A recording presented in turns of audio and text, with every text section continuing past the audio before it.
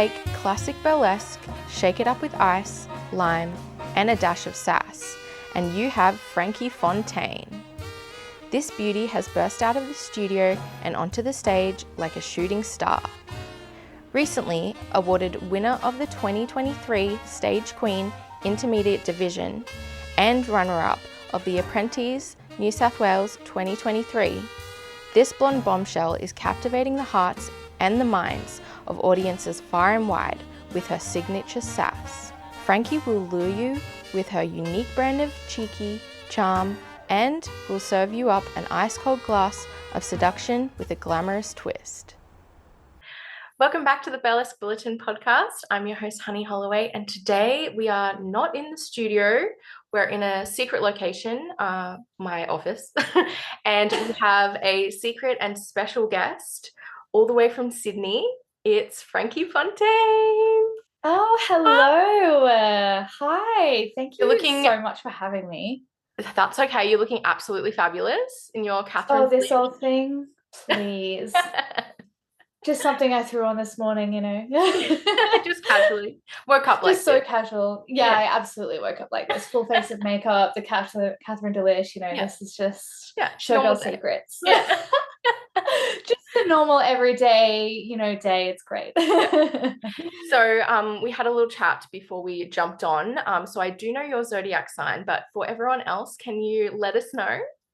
Oh, yes, absolutely. I am what they call a raging Virgo with my sun sign, Leo moon and a Cancer rising. Okay, I was going to say I'm getting like Leo vibes from you. I don't know where it is, but the placement is there somewhere. But when you said Virgo, I was just like, okay, I can see that as well. I haven't seen Cancer yet, but I mean, we're about to get to know each other a bit more, so that will definitely. Absolutely. Maybe it'll just like slip itself in a little bit later while we're chatting. You're like, oh, there it is. For sure. Also, one thing about Virgos is that I'm always best friends with them, so this is just gonna work out perfectly. Oh, this is just gonna naturally come together, isn't it? Exactly. Oh, this is perfect. Yes. I mean, no wonder we've been having such a great time before. I know already. I feel like most of my besties are Virgos. So Virgos and Tauruses are just chef's kiss. Yes, match made in heaven. We're quite cool people, you know, Taurus. Yeah, we're just really cool. We're too cool. We're in the cool kids club, you know. It's fun. So let's get into it. So how did you get started in burlesque? I would love to know. How did I get started? So I got into burlesque just kind of at the end part of COVID, kind of when everything was going back to, you know, we were going back in the studio and able to do face-to-face classes again. I actually, there's another performer that decided to get me into it. They're based in Melbourne. Maybe you've heard of them, Vava Valentine. Oh, really? Just name dropping. Oh my god. I love that. Fun fact, she's actually one of my oldest friends. That is so funny. I literally, if you would have said like she's my cousin or something, I would have 100% believed it. Like you guys look similar. Could see it. Yeah. Actually, there have been times where I've sent her photos of like me from photo shoots, and then she sent me photos of her from photo shoots, and we're like, oh my god, we kind of look like each other sometimes. Like some of the poses that we do, we're like, oh my god, you are me and I am you kind of thing. It's quite surreal at times. I hope she doesn't hate me for name dropping her. I'm sure she does. You need to be on the podcast. You need to tell her. Yes. Oh, absolutely. I think she'd come on the podcast immediately. So so anyway, she helped me find the word of burlesque, and you know, we've always bonded over all things vintage and you know, vintage and retro inspired ideas and visuals throughout our friendship and our lives, knowing each other. So I think I had always been adjacent. I'd always been on the fringe of the fringe in a way. So, but it really just took that little bit extra push to get myself in the studio. So yeah, just after COVID everything was kind of somewhat going back to normal. Fun fact, I actually had COVID for my first ever burlesque class. Oh no. Yeah, I had to do it for like on Zoom, where everyone else was in the studio and I was just that one person in the corner on the laptop being like, I'm doing it. I'm doing my first burlesque class. It was that's amazing. You funny. pushed through though. I did. I was not missing that for the world, honestly. It was like, are you kidding me? I got COVID and I have to do this burlesque. Literally, like you're literally half on your deathbed and you're still doing burlesque. I'm still here. I'm still doing a glove peel. It was beautiful. It was great. I was committed, and I think that just shows throughout my whole burlesque career to date. So you're in Sydney and she's in Melbourne. Did you grow up in Melbourne or vice versa, or how did you? Vice versa. Yeah. Okay. So she moved to Melbourne a few years back. Okay. But yeah, we went to school together in Sydney. I hope that's not doxing her too much. We won't give out the name of the school. It's fine. Yeah. Oh no, definitely don't. No, it was great. It was such a great time, and yeah, we've always bonded over that. And now we chat constantly about costumes and acts. Love and the burlesque scene. It's really great to bond over that and kind of compare the Melbourne versus Sydney scene and kind of have a bit of a connection between those two scenes, which is great. I would love to go down to Melbourne at some point and do some shows, or even just see some shows, to be honest. So yeah. Amazing. So how did you come up with the name Frankie Fontaine? Oh, Frankie Fontaine. So a lot of people think that it's actually a video game reference. I don't know if there are some gamers in the audience, but there's a particular game called BioShock, which I actually played growing up. So it's quite I guess it's quite an old game now. I don't want to say vintage game. It's not a vintage game, but it's there's a character in that game called Frank Fontaine, and it's not a reference to that, but a lot of people think that it's a reference to that. So there's that of it all. But I actually always loved like gender ambiguous names, and Frankie was always on my list of things that I might call a potential small child, a small human, if I ever were to have one. And then it kind of just it didn't sit right. I was really going back and forth for that application, and then when I started burlesque, I was like, oh my gosh, I could take Frankie. I could take the name Frankie, and I love it, and I love it so much. And I kept saying it over and over in my head, and it just felt right. So I mean, that's where that came from initially. And then the name Fontaine, I think I was maybe 3 weeks into my burlesque journey at that point, maybe 4. So very, very early on. I was going on a beautiful date with a beautiful person in my life. And we were walking through this gorgeous suburb of Sydney called Potts Point. And it's like quite a rich area. I mean, not that really like adds to the story at all, but it's quite a rich area, so it's quite nice. So I felt very fancy. We're going on a fancy date. I had just done a burlesque class. I was in that mindset, and we walked past this gorgeous restaurant, and the sign said, I think it was called Fontaine or something, or that it was called something Fontaine, and I just fell in love with the spelling of that word and how it rolled off the tongue and what it looked like. And then I thought, oh my goodness, I already have this F first name. Perfect. And this beautiful stunning second name just came and dropped into my lap, and that's kind of how those two converged. I love that. It's and kind of just therefore meant to be. Yes, absolutely. And was born, and I loved it. So yeah, that's kind of how it came to be. I don't know if you ever watched The Sleepover Club, I think it was. Did you? It was like on ABC. Oh, yes. And there was a main girl named Frankie, and I just thought she was so cool. I was like, that's the first time I heard that name, and I was like, oh my god, she's so cool. Like, and the actor went to be on Neighbours and shit like that. I love it. But that was the first time I heard that name, and I was like, oh my god, I want to be a Frankie. Like, it's such a cool name. So whenever someone has the name Frankie, I'm just like, oh, I'm so jealous. Like, I wish I could be a Frankie. It's so awesome. Absolutely. Yeah. I just think that people that have like gender ambiguous names are just like so cool. They're just so definitely edgy the coolest. and fun, and they just have more fun than everyone else. And that's what I wanted. That's what I wanted for my burlesque persona. Yeah, perfect. Just having so much fun all the time. Amazing. So can you describe Frankie Fontaine in 5 words? Yes. Okay. So this is difficult for me because I'm not a words person. I'm strictly visuals. I always say this to my friends and family.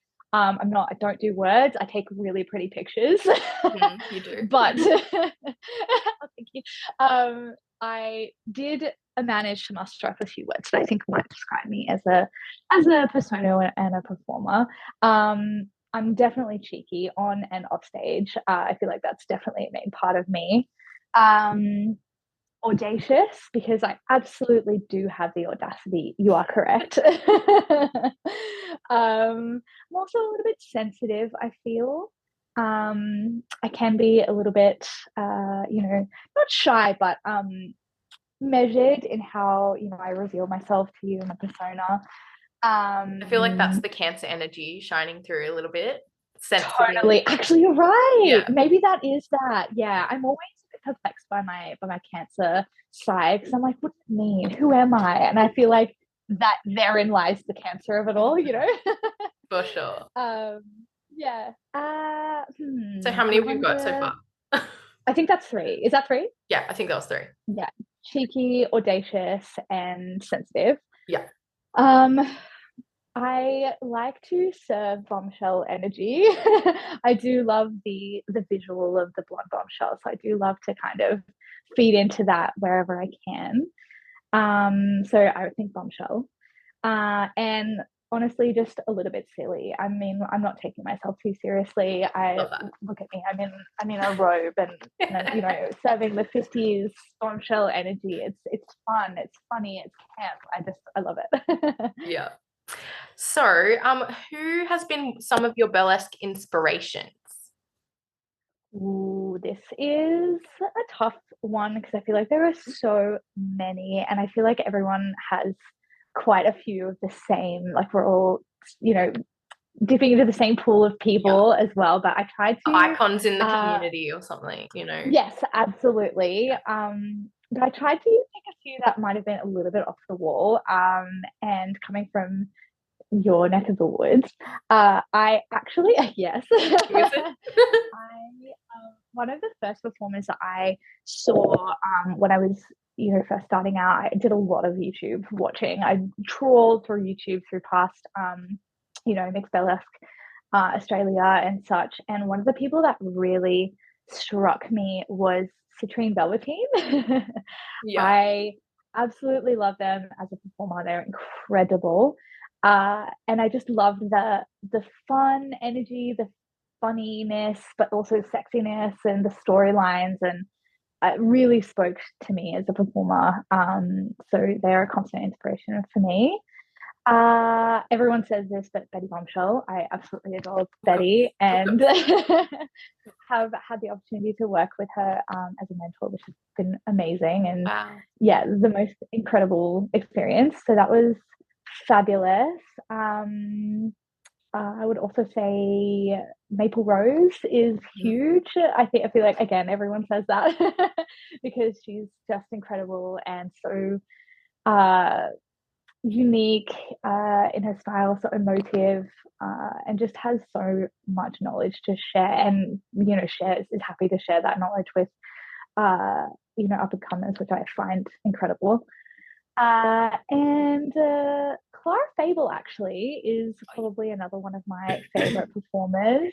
I love her darker side, but she's also multifaceted. She's got the whole dance thing going on, which I love. But she's also, totally feeds into classic burlesque, which I also love. So yeah, definitely some of my influences for sure. I love just driving through Brisbane and then seeing her on a massive billboard, like for Dracula's.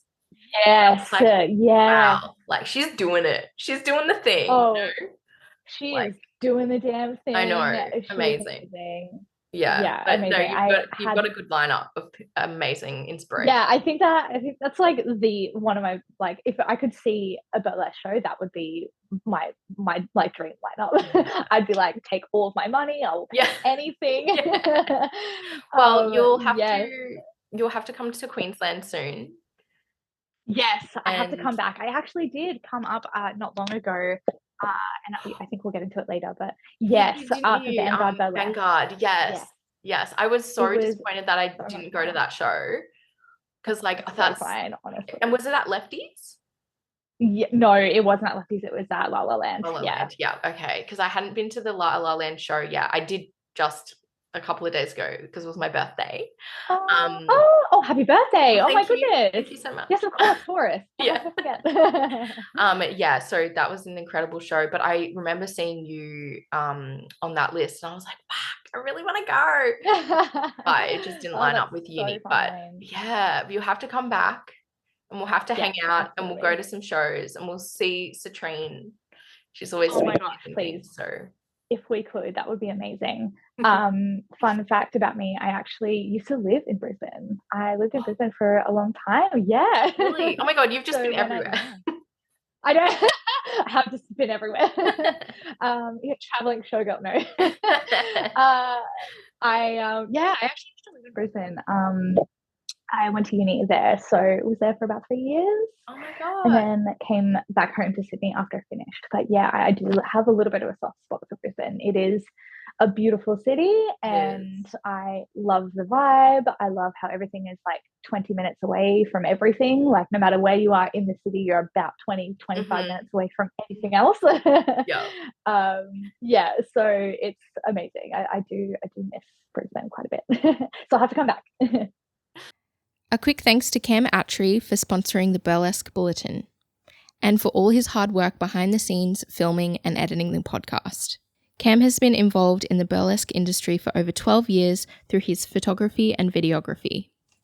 If you are a performer looking to get promo photos and video, or a producer looking to get your show photographed or filmed, please contact Cam through his website, camattry.photography, or find him on Instagram at Cam Attry Photo Video. And now back to the episode. Okay, so what is your creative process? Oh, okay, creative process. Is this for like act development, creating acts, that kind of thing? Yeah, for act development. Yeah, for sure. So I find that I always start with a music track as a general rule. I find that like trying to shoehorn an idea or a concept into a music track that you find later rarely works. I mean, it really works for me, as much as I'd like it to sometimes. I always generally try to, I'll hear a piece of music and it'll kind of spark an idea and I'll go from there. And it'll just kind of happen naturally. Then the costume always comes next, and is one of my favorite parts. I absolutely love costume design. I cannot draw to save my life at all. So my drawings or costume designing is always either a mood board or a terrible drawing on a piece of paper. I think one time I literally drew a sausage shape when I wanted to visualize a nice first stall. It was literally a sausage with bunny ears on it. Terrible. But I know what I mean, so it's fine. That's all that matters. A better drawing than what I could do, probably. Yeah, I mean, next I'll be drawing stick figures with tiny waists and corsets on it. But yes, costume always comes next, and then inevitably the choreography, which is always the part that daunts me the most, to be honest. Really? Choreography is something that doesn't happen or come naturally to me, so it's something that I want to work on in the future and as I grow and change as a burlesque performer. But yes, so probably music, costume, choreography, fine-tuning, and then performance is probably the way that I normally do things from go to woe. Yeah. So you've done 2 solos so far, right? Oh no, I have done maybe 4 at this point. Oh, really? Oh my gosh. My deep diving on your Instagram wasn't very good then. So you've done, Oh what was no, your that's first one? fine. Yes, so I did a cowgirl act as my Yes, first the act. pink It was a one. great yes, yeah, pink Yes, seen cowgirl. that. Everyone calls it the Barbie cowgirl. Nice. Even though I had it in the works before it came out, so it's fine. Oh, you did it first. I did it first, obviously. Barbie ain't got shit on me. No, we love Barbie. And then I did my White Witch act, which is very flowy, definitely 40s, 50s inspired. That was one of my favorites because I'm a sucker for all the witchy things. So yes. And the book moment, I was like, oh, stop. Yes, Stop. yes. Oh, the smoking spell book. Yeah. Possibly one of my favorite moments to date. I remember when I had that idea and I was like, oh my God. How did you do it? That is a showgirl secret. Okay.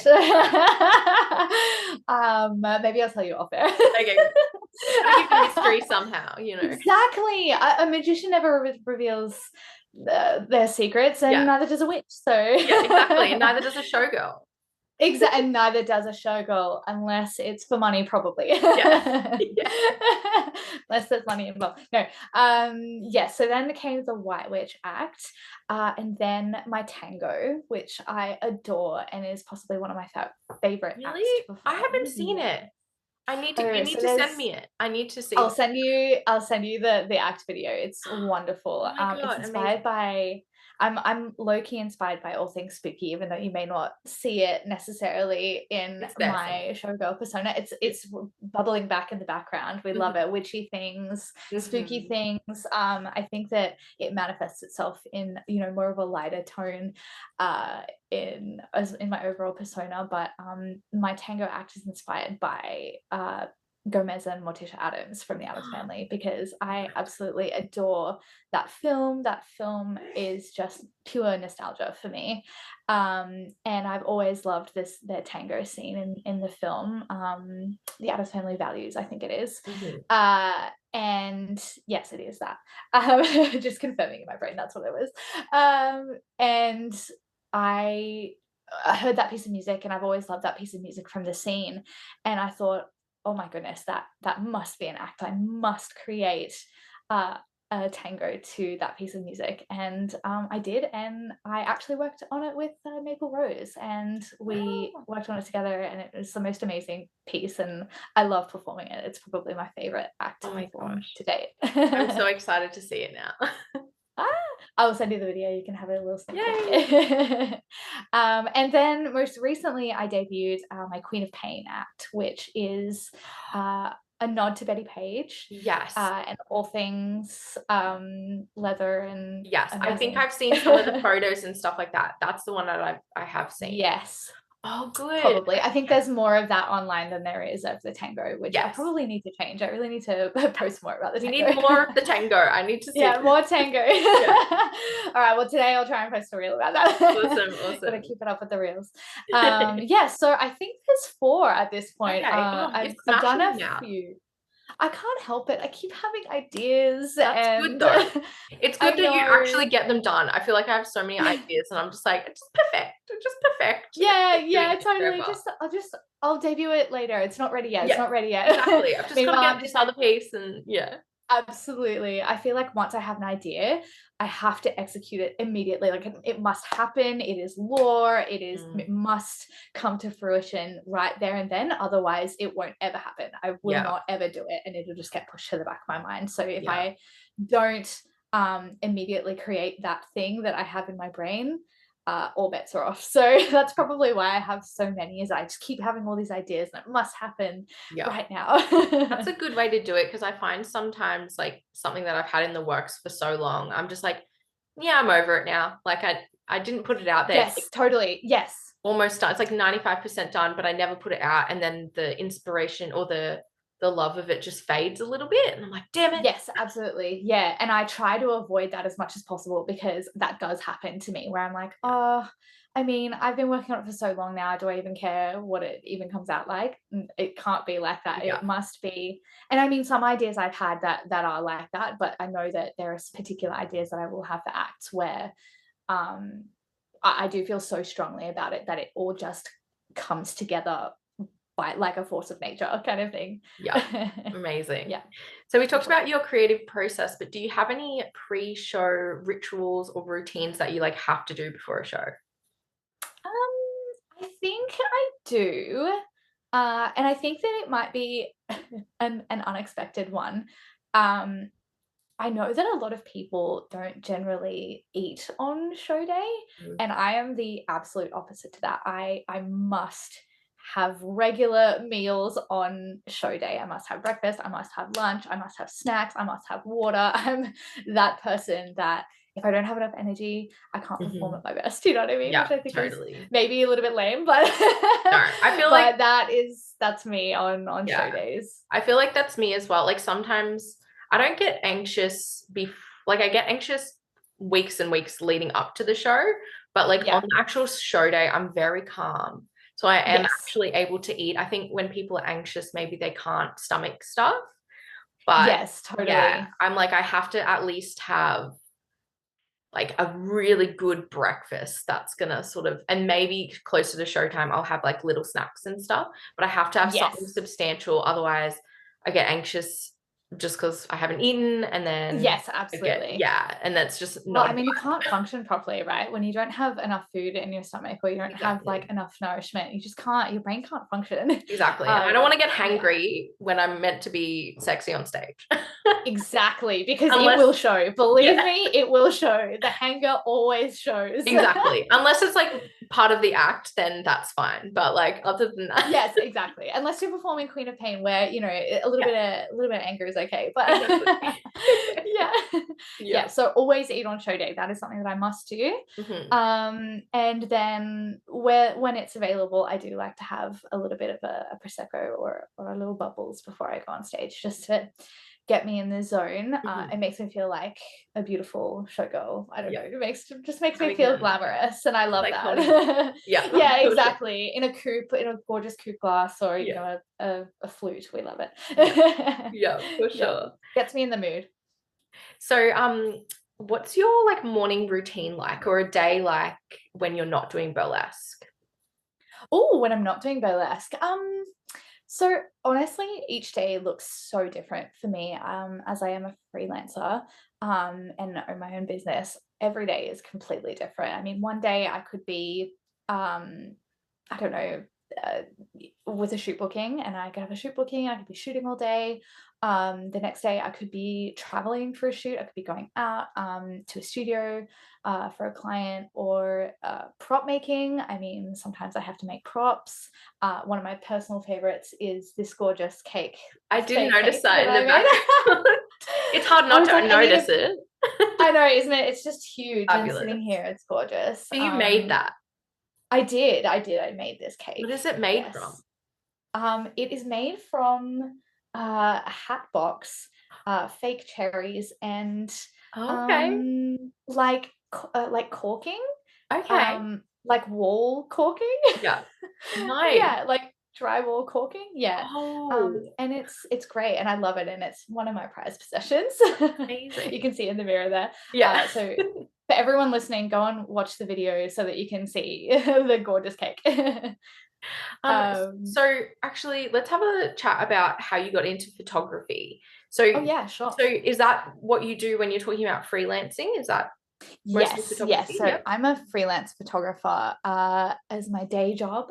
And so was the question, how did I get into it? Yeah. Or just tell us about your photography stuff a little bit. Yes. So another COVID success story from before. During COVID, I was working in the film industry, and I was getting quite frustrated with not being able to progress. I was in a particular part of the film industry, namely reality TV, and I was just getting really frustrated at not being reality TV. Wow. Yes, reality. I have so many more questions. And I was just getting frustrated not being able to progress in the set design and art department, which is where I've always loved to be, hence the prop making. And so I kind of was, as we do on the internet during COVID, and found out that product photography was a thing. It was a business that you could do. It was a profession. And I thought, oh my goodness, you can make money taking photos of inanimate objects. That is what I want to do. So I picked up a camera and started shooting inanimate objects in my home, in my dining room table, in my rental. And it was amazing. And I was terrible to start with. Oh, I look back at those photos and they're just awful. Well, that was my next transparency. That was my next question. So you just picked up your camera, and because you said you did film, but that was, had you worked much with cameras before? A little bit. I learnt actually how photography and the basics of photography from my dad. He's a photographer, just in a completely different like skill set to me. We do completely different styles of photography, but he taught me the basics when I was younger. So I kind of knew a little bit about photography, and I did photography as a class in high school, which, you know, is not really saying much. I mean, you don't learn a huge amount. You kind of just learn the basics and how to use a darkroom, which you don't really need to know now unless you're doing, you know, film photography, which is, it's a very cool skill. Don't get me wrong, very cool. It's just not particularly practical for what I do. But yes, I had that background. So it wasn't so daunting jumping into, you know, a new profession, but I was lucky enough to have that at my disposal and have some gear at my disposal that I learnt on. But yes, I mean, I was not amazing to start with. I think it really was a learning curve. And I mean, you always people talk about starting with an eye, and, you know, you have a photographer's eye or whatever. And yes, I mean, that may have been part of it, and probably what helped me keep going and progressing and learning the technical side of things. But you know, everyone's got to start from somewhere, just like burlesque dancing. I mean, everyone's starting from scratch. Everyone, you know, you may have some sort of, you know, dance background or whatnot. But at the end of the day, you're still learning how to burlesque, you know, you're learning that new skill set. And just like photography. So yeah, that's kind of how I got into it. Yeah, that's amazing. And you just made that into your business and then started doing burlesque shoots as well, or? Yes. Yeah. So after I'd you know, had my business established for, you know, a year or 2 years, when I started doing burlesque, I started seeing all these beautiful performers and all this imagery, and they were getting their photos taken all the time, and you know, constantly coming out with all these new images. And I thought, oh my goodness, I want to be a part of that. Not only do I want to be in front of the camera, but I want to capture that. I want to capture that of myself, and I want to capture that of others, and all these incredible performers that I see, and that I'm so inspired by. So I started out shooting myself and taking photos of myself in my second bedroom in my rental, and kind of the rest is history, I suppose. I just learned from that. Yeah, that's so amazing, and actually like really inspiring, because I'm sort of the same. Like I actually have a film degree as well.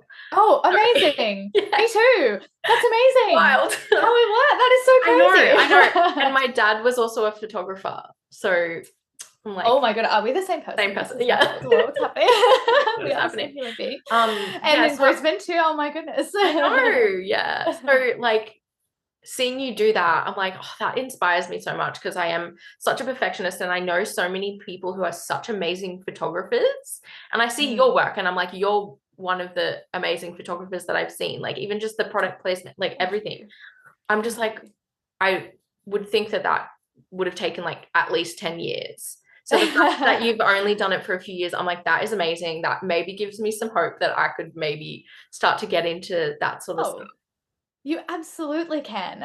There is nothing that you can't do if you put your mind to it, truly. And I think that one of the things about me is that which is totally a blessing and a curse, if I want to do something and I want to try something, I kind of have to be the best at it. I mean, not necessarily the best. It's the Virgo. It's the Virgo. It's totally the Virgo, and honestly. Yeah.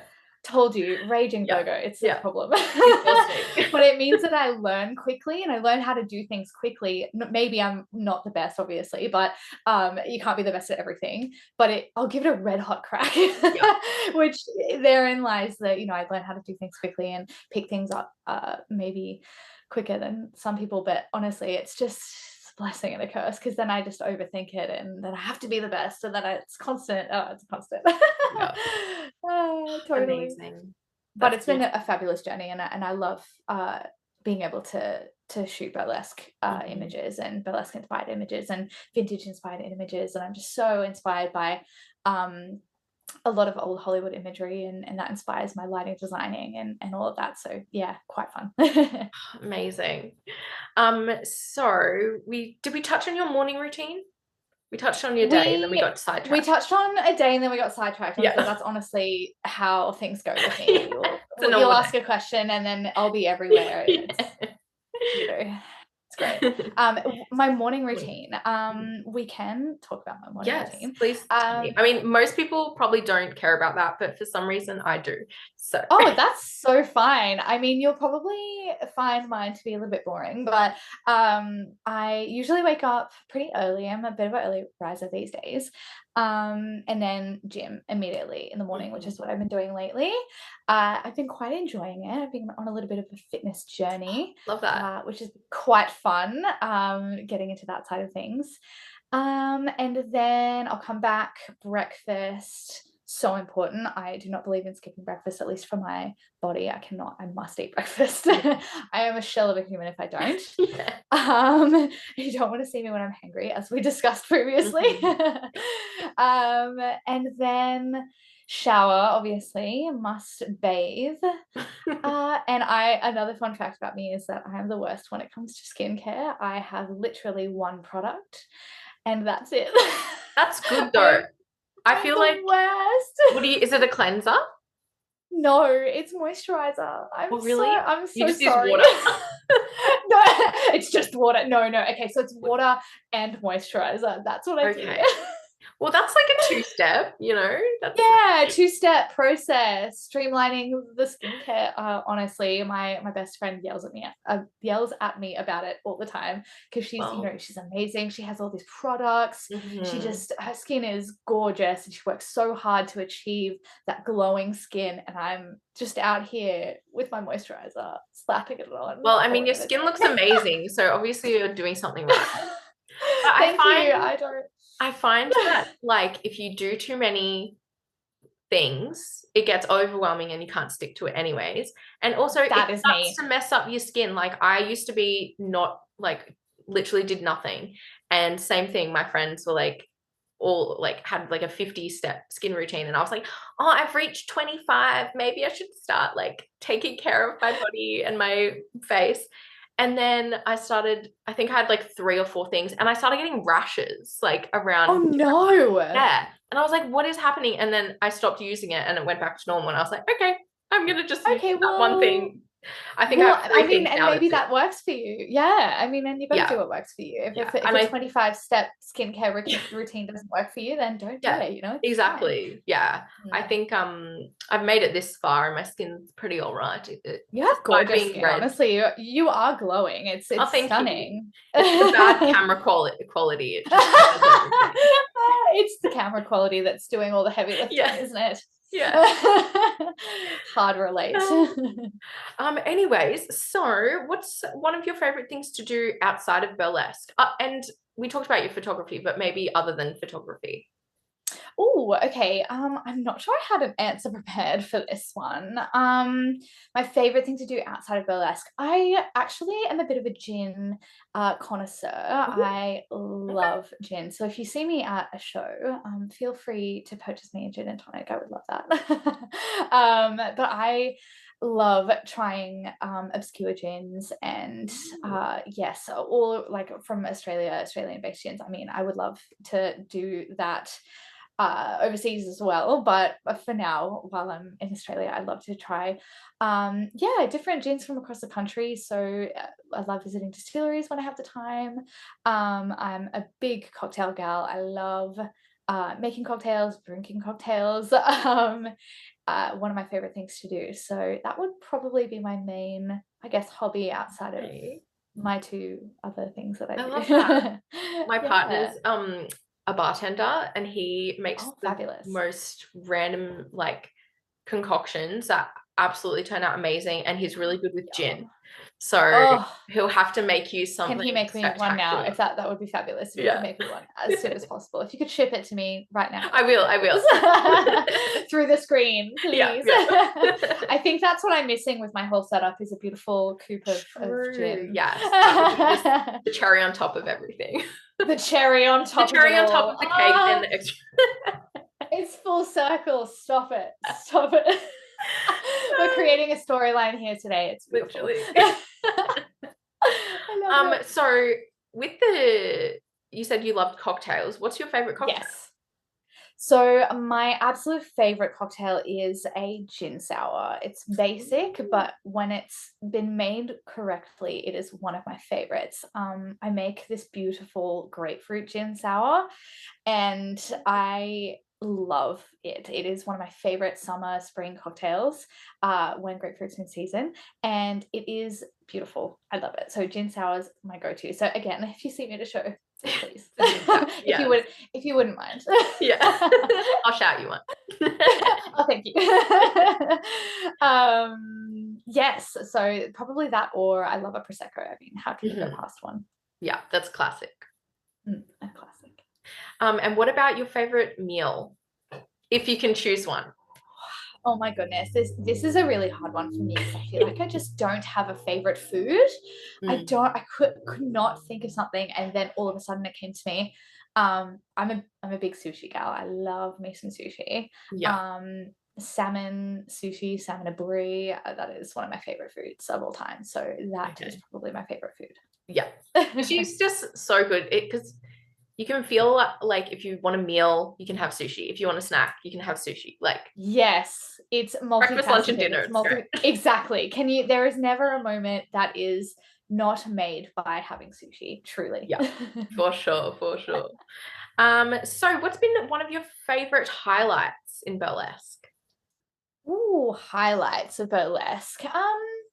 Probably coming up to Brisbane. I think that being a traveling showgirl has always been a little bit of a dream for me ever since starting. So being able to travel up and not only revisit a part of my past and be, in a city that I love, but also performing and, doing something that I love in the city that I learned how to, be a photographer or be in the film industry. So I think that was a really fun convergence of those two worlds, and being able to converge past and present in that moment. And obviously Vanguard Burlesque is such an incredible show, and seeing it across social media across the pond, just dreaming about it either at La La Land or Lefties. It was an absolute honor to be up there, so definitely a highlight of my burlesque career. It's like I want to do more of it. Full circle moment back to Brisbane and doing all Yes, absolutely. Associating that place where I have so many wonderful memories, and then bringing, my most recent self to that place of nostalgia was amazing. So it felt very good. Awesome. So what's been some of your low lights, or maybe some malfunctions or things that just haven't gone right? Oh gosh, how long have you got? Truly, I think one specific moment that came to mind when I was prepping, I was performing at a show called Fresh Meat. Yes, I believe it was Fresh Meat, which is a show down here in Sydney for emerging artists, produced by Kitty Allure and Oni Bones, incredible people. And I was performing my White Witch act, and it was in the early days of the act, and for some reason my corset laces were just really long. Like when I had received the corset and purchased it, they were just really long laces, and I was like, oh, this could be good, can play with them, can have a bit of a moat with them, great. So I didn't think anything of it. I just went on costuming as normal, and didn't quite realize the implications of what would happen if they hit the floor and my heel got stuck around the laces. Oh no. Oh, Honestly, it was Oh. one of the most awkward moments in my burlesque career, and I just remember the moment being on stage, realizing that my corset laces had gotten hooked underneath my left heel, and I was, God. doing this beautiful, gorgeous move of this awkward move where I was going down my leg, trying to remain sexy and trying to unhook the laces that got stuck underneath my corset, and it meant that I couldn't walk properly. I couldn't strut. I couldn't move anywhere. I had to do, before I could do anything, unhook the laces. So that was great. And then I forgot where I was in my choreography and pretty much just winged the whole thing from there. Well, that's a true It professional. was, I always say, honestly, it was possibly one of the most embarrassing moments ever. And I I just wonder if remember, anyone noticed though. I think everyone in the room collectively went and clenched as they saw it happen. And then she's, oh no, she's, and then she's okay, and then it's she's fine, it's she's it's all good, she's going, she's okay, she hasn't fallen over, she's all right. It was definitely one of those collective gasping moments in the room, but they were such a supportive audience that any person that goes to that show is just incredible, and the electricity and the energy in the room is great. So the recovery was fine. I think that all in all it was a great show, but I will never forget that particular malfunction ever. It's always the worst when it's like something that you not can't come back from, but like something so difficult like a corset lace, like, because you're just like, how are you going to do that daintily, like, Yes, exactly, because it's around the midsection, how, and it's so long, and where is it all coming from, and they're all bunched up, and it's just chaos, absolute chaos. So what's a surprising lesson that you've had to learn, or a challenge that you've faced throughout burlesque? Oh, a surprising lesson. I mean, I don't know about surprising, but I think that a lesson that I've had to learn and continuously learning and always trying to work on is probably not only comparison to other people, but self-comparison as well. I think that that's always one of the things when you're an artist is it's easy, especially in the world of social media. And I feel like we've all explored this concept, but in the world of social media, being able to have all this access to content where, you might have to compare yourself to other people and be put in that situation where it's so easy to, get down on yourself about, where you are as a performer and, I'm not doing that many shows, or I'm not doing enough shows, or doing too many shows, or I'm not creating enough acts, or I'm not creating unique enough acts, or this person's so unique, why can't I be like them, or that kind of thing. And I think that only hinders an artistic process. It's those thought processes as a whole. So really trying to settle that beast and stay in your lane, for lack of a better term, and really just go, no, as long as I'm creating authentically and doing things that make me happy and creating things that make me happy and bring me joy, I think that that's the best that you can do, and the best that I can do as a person, because I've always struggled with comparison to other people, and also self-comparison. Have I done enough in the time that I've been in burlesque, or even in photography, or in any part of my life? Have I done enough? Am I at the right place? Am I at am I excelling, or am I not regressing, that kind of thing. So those are thought processes that I struggle with, and am always trying to work on from a mental point of view. I think that's the hardest part, is just the imposter syndrome and the comparing, especially with social media these days, because you can't compare your day one or your first solo to someone who's been doing it for 15 years, like.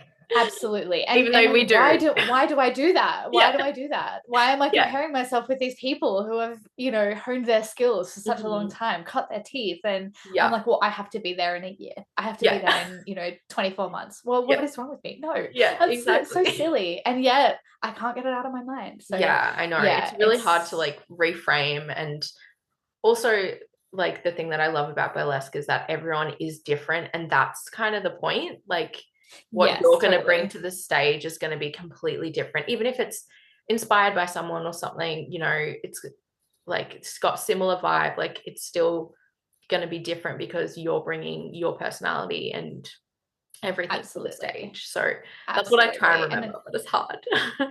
Absolutely. And I think that as long as you're creating authentic work that aligns with what you like, your background or your, you know, where you've come from and your interests and your life as a whole, creating authentically from that and being inspired by that, I think that that will create the best work that you could ever create as an artist in so many different facets, not just burlesque, with everything. Yeah, for sure. Yeah.